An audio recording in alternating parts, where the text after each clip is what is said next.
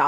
আরেকটা হতে পারে তিনি গা বাঁচানোর জন্য এখন শেষ মুহূর্তে চেষ্টা করছেন। দেখেন, তিনি রাজনৈতিক দলগুলোকে খেপিয়েছেন, তার পোষা রাজনৈতিক দল ছাড়া। তিনি প্রতিটা সেক্টরে বিশৃঙ্খলা তৈরি হয়েছে গত 9 মাসে। ইভেন তিনি বাংলাদেশের সবচেয়ে আমি বলবো দেশপ্রেমিক সেনাবাহিনী যাকে বলা হয়, বাংলাদেশের স্বাধীনতা এবং সার্বভৌমত্বের প্রতীক সেনাবাহিনীকে তিনি টোটালি অ্যান্টাগোনাইজ করে তার মুখোমুখি দাঁড় করিয়েছেন। এবং হাসনাতের মতন, সার্জিসের মতন, আসিফের মতন বাচ্চা বাচ্চা ছেলেরা তারা সেনা প্রধান সম্পর্কে যেরকম অপমানসূচক কথাবার্তা যখন তখন বলে, লেখে, আমরা চিন্তাও করতে পারি না। এত বছর পলিটিক্যাল ক্যারিয়ার এক একজনের, বিএনপি বলেন, অন্যান্য রাজনৈতিক দলের বলেন, তারা কিন্তু বিএনপি 4 বার প্রধান উপদেষ্টার সঙ্গে সাক্ষাৎ করতে চেয়ে তার সাক্ষাৎ পায়নি। আমরা দেখলাম জামায়াতে ইসলামের প্রধান উপদেষ্টার সঙ্গে কথা বলতে চেয়েছে, তাদেরও সেই সুযোগ হয়নি।